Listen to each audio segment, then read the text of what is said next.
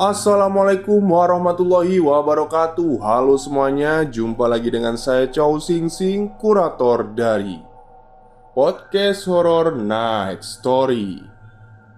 Halo, apa kabar semuanya? Semoga kalian semua sehat-sehat ya.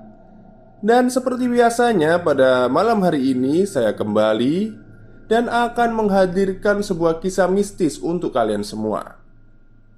Kisah mistis kali ini saya dapatkan dari kiriman telegram dari Mas Restu Wiraatmaja. Jadi Mas Restu Wiraatmaja ini menuliskan sebuah kisah, yakni sebuah keluarga yang terkena serangan santet yang sangat mematikan. Seperti apa kisahnya? Mari kita simak.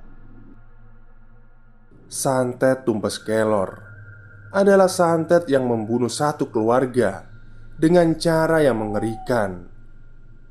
Masing-masing mereka ada yang sakit demam hingga tubuhnya kurus kering, mengeluarkan darah dari mulutnya, dan yang paling parah adalah perutnya membesar seperti orang hamil. Dan kalaupun si korban tidak terbunuh, maka ia akan menjadi gila seumur hidup. Pekalongan 1980. Di sebuah desa di daerah Pekalongan, terdapat satu keluarga yang memiliki usaha kain yang sangat maju dan lancar. Saking lancarnya usaha itu, anak-anaknya membuka usaha sendiri hingga ke beberapa tempat di luar Pekalongan. Tempat-tempat tersebut diantara lain seperti Jakarta dan Surabaya. Pemilik usaha kain itu bernama Pak Suryo dan Bu Marsina. Pak Suryo sendiri memiliki 3 orang anak. Masing-masing anak Pak Suryo bernama Atmojo, Karyo, dan Romo. Atmojo melebarkan usaha ayahnya ke daerah Jakarta.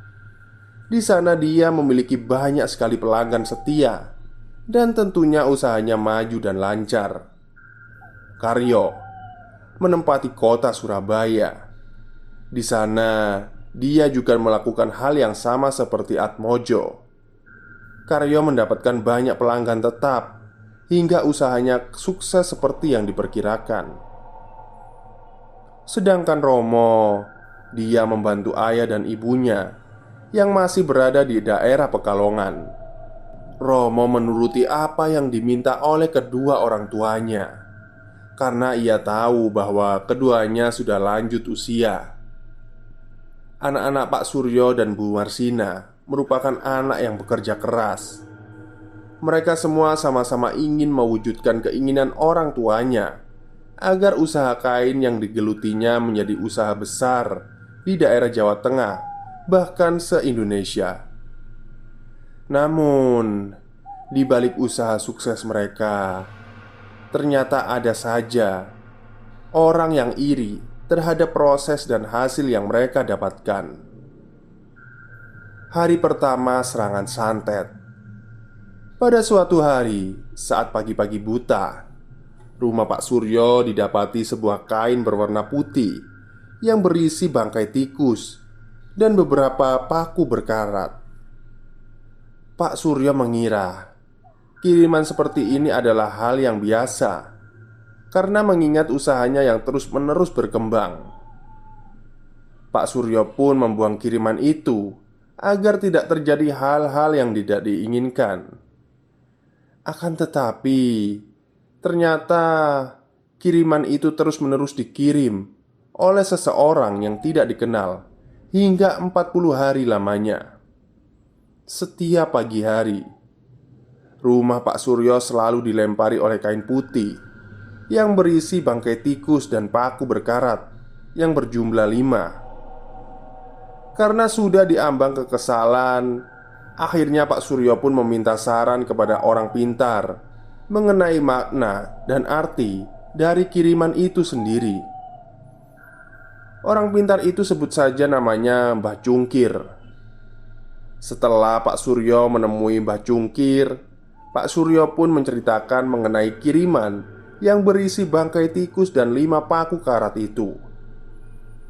Usut demi usut, kiriman itu ternyata memiliki makna tersendiri.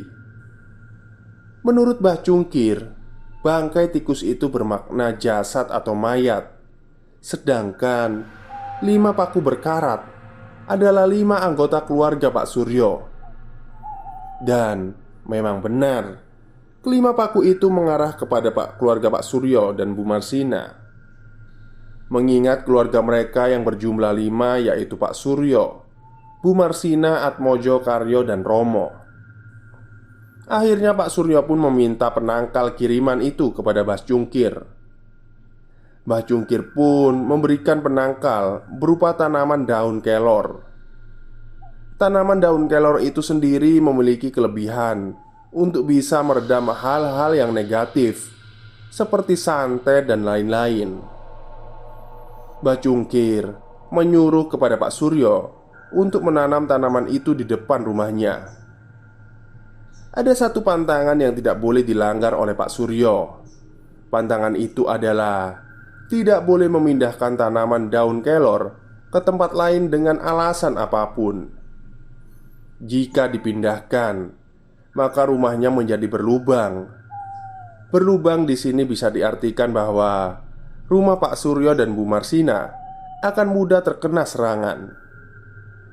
Jadi tujuan dari tanaman kelor yang ditanam di depan rumah ini adalah agar ketika ada serangan-serangan berupa santet, maka tanaman itu akan mampu meredam energi jahat dan menepis kiriman itu.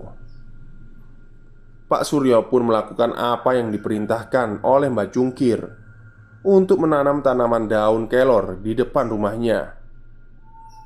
Akhirnya Pak Suryo pun pulang ke rumah untuk segera menanam tanaman itu. Alih-alih ketika Pak Suryo sedang menanam tanaman itu, tiba-tiba dia melihat ada seseorang yang tidak dikenalnya menatapnya dari kejauhan. Orang itu seperti melihat aktivitas Pak Suryo yang sedang menanam tanaman daun kelor. Pak Suryo yakin kalau orang itu bukanlah orang asli warga desanya, karena dia juga belum pernah melihat orang itu. Setelah menanam tanaman daun kelor, orang itu tiba-tiba menghilang dalam sekejap. Pak Suryo masih penasaran, siapa orang itu sebenarnya. Pada malam harinya Pak Suryo meminta Bu Marsina dan juga Romo untuk berbicara sebentar. Pak Suryo hendak meminta saran kepada istri dan anaknya mengenai kiriman aneh itu. Namun, ketika mereka sedang berbincang asyik, tiba-tiba terdengar suara ledakan dari depan rumahnya. Ledakan itu membuat ketiganya terkejut. Pak Suryo langsung memiliki firasat kurang baik akan ledakan itu. Ia pun segera membuka gorden jendela rumah dan melihat apa yang sebenarnya terjadi di depan rumahnya.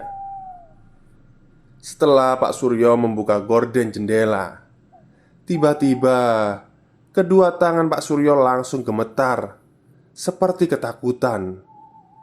Dan ternyata yang dilihat oleh Pak Suryo di seberang jalan adalah puluhan pocong dengan aneka ragam bentuk. Mereka sedang menatap tajam ke arah rumah Pak Suryo. Mereka semua sedang berdiri sambil menggoyang-goyangkan kepalanya. Dan sumber dari suara ledakan itu adalah serangan santet yang berbentuk banaspati. Serangan yang menggunakan banaspati ini bisa dipastikan adalah serangan santet tingkat tinggi. Tujuan dari banaspati itu adalah menyerang rumah Pak Suryo. Namun, karena terdapat tanaman daun kelor, alhasil serangan banaspati itu sama sekali tidak menyentuh rumah Pak Suryo. Pak Suryo sendiri yang melihat kejadian itu langsung menutup gorden jendelanya dan menyuruh kepada Romo serta Bu Marsina untuk segera memasuki kamar. Itu adalah hari pertama mereka mendapatkan serangan. Malam itu, mereka semua saling menjaga satu sama lain karena hawa keberadaan pocong sendiri masih terasa kental di sekitaran rumah. Hari kedua serangan santet. Di hari kedua, Pak Suryo mendapati seorang pembeli misterius. Pelanggan itu memesan kain dengan jumlah yang sangat banyak. Akan tetapi, pelanggan itu meminta persyaratan yang sangat aneh. Ia meminta agar tanaman yang berada di depan rumah Pak Suryo itu segera dipindahkan ke arah samping rumah. Pak Suryo mulai curiga. Ia curiga bahwa pelanggan itu adalah orang yang mengirim kain putih yang berisi bangkai tikus lengkap dengan 5 paku karat. Alhasil Pak Suryo menolak tawaran itu. Karena Pak Suryo menolak tawaran itu, pembeli itu akhirnya membatalkan pesanan kainnya dengan jumlah yang sangat banyak itu. Namun pembeli itu seperti pantang menyerah. Ia akan membeli kain itu jika tanaman daun kelor di depan rumah Pak Suryo dipindahkan ke arah samping rumah. Namun, tetap saja Pak Suryo tetap menolak tawaran itu. Dia tidak mau mengikuti apa yang diinginkan oleh orang asing itu. Orang itu pun meninggalkan Pak Suryo. Namun, sebelum dia pergi, ada satu kalimat yang ia katakan kepada Pak Suryo. "Pengiki bakal ono sing kepati." Pak Suryo yang mendengar kalimat itu langsung merinding. Ia baru menyadari bahwa pembeli itu adalah orang yang mengawasinya ketika hendak menanam tanaman daun kelor kemarin hari. Pak Suryo langsung masuk ke dalam kamar untuk memberitahu anak juga istrinya mengenai orang misterius itu. Namun, ketika Pak Suryo keluar bersama anak dan istrinya, orang misterius itu menghilang seketika. Pak Suryo dilanda pikiran yang kacau. Ia pun menceritakan hal ini kepada istri dan anaknya. Awalnya si Romo ini kurang yakin dengan pembeli misterius itu yang membeli kain dengan jumlah yang banyak. Apakah itu benar-benar manusia? Pasalnya, ia belum pernah mendapati seorang pembeli yang membeli kain dengan jumlah yang sangat banyak itu.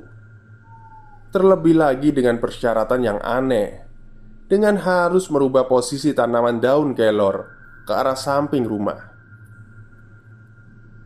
Romo pun yang diminta oleh kedua orang tuanya untuk dimintai saran. Ia pun meminta waktu kepada orang tuanya untuk sholat istikharah terlebih dahulu. Kedua orang tuanya menyetujui langkah bijak Romo. Malam harinya, di saat Pak Suryo dan Bu Marsina tertidur, Romo memilih untuk terjaga di dalam kamarnya.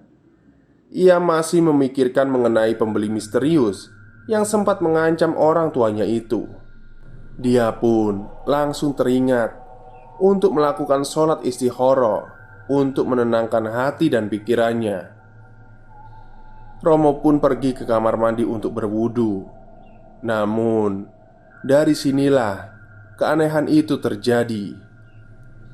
Di saat hendak memasuki kamar mandi, dia mencium bau aroma tak sedap, seperti bangkai tikus yang entah dari mana asalnya. Pasalnya, selama ia berada di dalam rumah, dia belum menemukan bau bangkai tikus yang menyengat, seperti berada persis di dalam kamar mandi. Ia pun menganggap itu adalah godaan dan gangguan jin yang hendak menggoyangkan hatinya. Romo pun tetap bersikukuh untuk mengambil air wudhu dan menguatkan hatinya kembali. Namun, tiba-tiba saja, bruk, sebuah kain putih jatuh tepat di atas kepala Romo. Romo pun terkejut sambil memegangi kepalanya yang sudah terkena cairan aneh berbau anyir busuk. Ketika Romo melihat cairan itu, darah. Dia terkejut dengan cairan darah yang mengenai kepalanya itu. Kain berwarna putih yang terjatuh di dekat kaki Romo pun secara perlahan berubah menjadi kain berwarna merah. Romo yang penasaran langsung membuka isi kain itu sambil menutupi hidungnya. Setelah kain itu dibuka, Ternyata isinya adalah bangkai tikus lengkap dengan 5 paku karat. Astagfirullah. Dari luar kamar mandi, Romo mendengar ada suara seperti seseorang yang sedang melompat-lompat di lantai. Seketika tangan Romo langsung merespon untuk membuka pintu kamar mandi. Setelah dia buka, ternyata yang berada di luar kamar mandi adalah ibunya sendiri, yaitu Bu Marsina. "Bu, ibu lagi apa?" tanya Romo. "Ibu habis mindahin tanaman daun kelor," ucap Bu Marsina dengan nada datar dan wajahnya sedikit pucat. "Loh, kan kata bapak nggak boleh dipindahin," ucap Romo dengan nada sedikit kesal. Di sini Romo merasakan ada yang berbeda dari kehadiran ibunya itu. Pasalnya, Romo sama sekali tidak menyadari kedatangan ibunya ketika ia hendak pergi ke kamar mandi.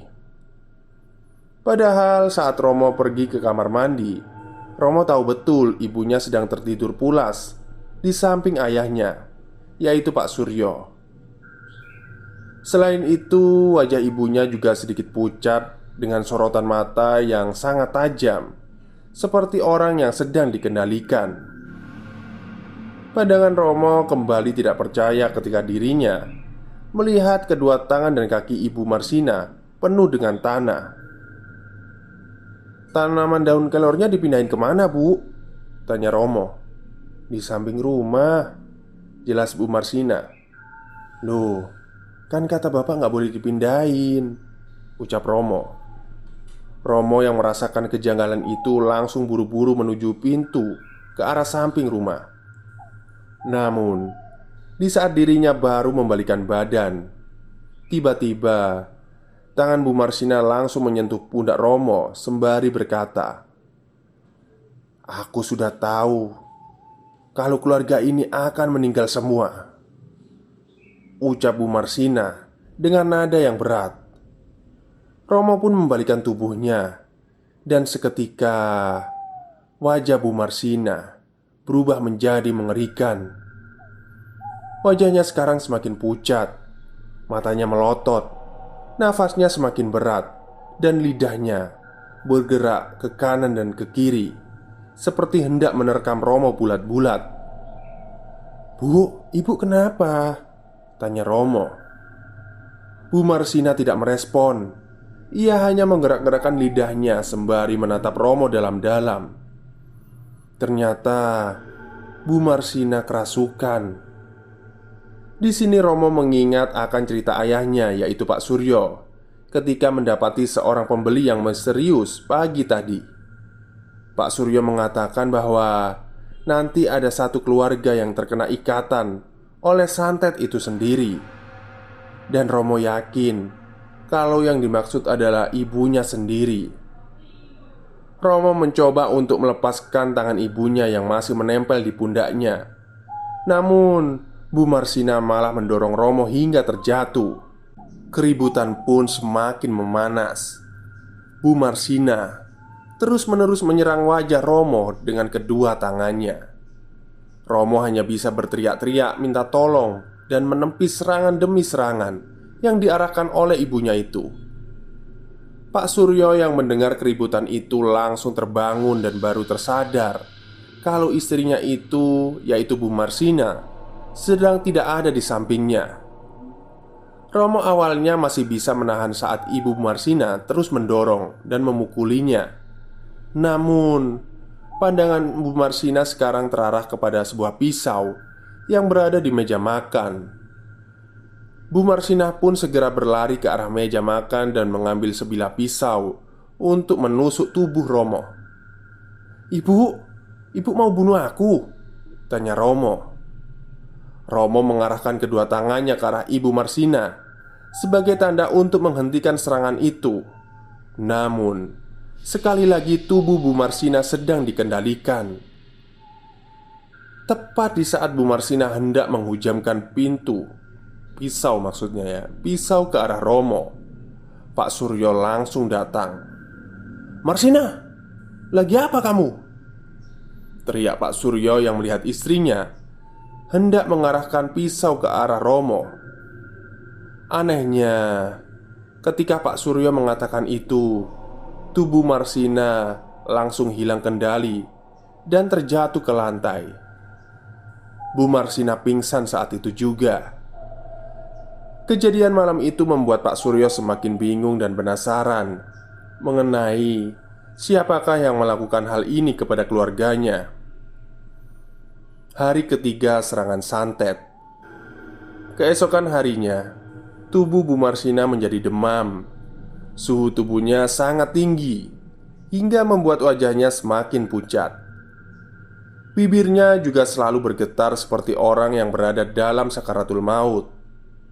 Pak Suryo pun tidak membuka tokonya karena istrinya memang harus ditemani. Romo sendiri merasa kasihan dengan kondisi ibunya yang entah mengapa berubah drastis menjadi seperti itu. Romo akhirnya menyarankan kepada bapaknya untuk menuju ke rumah Mbak Cungkir untuk meminta saran terhadap apa yang sedang terjadi kepada ibunya itu. Alhasil, Pak Suryo pun pergi ke rumah Mbak Cungkir lagi. Dia menceritakan mengenai semua kejadian semalam dan memberitahu bahwa istrinya sedang sakit akibat kerasukan dan hampir membunuh Romo tadi malam. Mbak Cungkir pun memberitahu bahwa ada seseorang yang hendak membunuh keluarga Pak Suryo dengan santet yang sulit untuk ditembus. Pak Suryo pun bertanya, siapakah orang itu? Mbah Cungkir hanya terdiam, tidak menjawab pertanyaan Pak Suryo mengenai pelaku santet itu sendiri. Mbah Cungkir hanya mengatakan bahwa keluarga Pak Suryo sedang berada dalam bahaya. Mengingat malam tadi Bu Marsina telah dikendalikan dan berhasil memindahkan tanaman daun kelor itu, bisa dipastikan bahwa keluarga Pak Suryo akan mendapatkan serangan santet lagi. Di sela-sela kebingungan itu, Mbah Cungkir juga mengatakan kepada Pak Suryo bahwa anak-anaknya yang berada di luar kota akan berdatangan satu persatu ke rumahnya. Pak Suryo yang mendengar penuturan dari Mbah Cungkir semakin khawatir. Ia takut kalau anak-anaknya yang berada di luar kota juga akan terkena kiriman itu. Pak Suryo meminta saran kepada Mbah Cungkir agar istrinya bisa diselamatkan bagaimanapun caranya. Namun Mbah Cungkir hanya diam. Mbah Cungkir merasa dirinya tidak mampu lagi untuk menolong Bu Marsina yang sudah terikat oleh santet itu sendiri dan sulit untuk dilepaskan. Pak Suryo pun kembali ke rumahnya dengan wajah yang murung. Ia sama sekali tidak menemukan cara agar istrinya bisa diselamatkan. Saat ia hendak masuk ke rumah, Pak Suryo mendengar ada suara teriakan wanita kesakitan yang berasal dari kamar istrinya. Bersamaan dengan itu, Romo yang baru saja selesai sholat duha langsung buru-buru menuju kamar ibunya dan bertemu dengan bapaknya Pak Suryo. "Ibu kenapa, Mo?" tanya Pak Suryo panik. "Aduh nggak tahu pak. Tadi Romo baru selesai sholat duha, terus ibu udah teriak-teriak kesakitan gini." Di saat mereka membuka pintu kamar Bu Marsina, betapa terkejutnya mereka melihat perut Bu Marsina telah membusung atau membesar. "Astagfirullah, ibu!" Oke, itulah akhir cerita dari Santet Tumpes Kelor yang ditulis oleh Mas Wira Atmaja atau Restu Wira Atmaja ya. Jadi ini adalah bagian pertama dari santet itu. Maksudnya dari cerita ini. Untuk bagian keduanya seperti biasa besok malam akan saya ceritakan. Baik, mungkin itu saja yang bisa saya sampaikan. Selamat malam dan selamat beristirahat.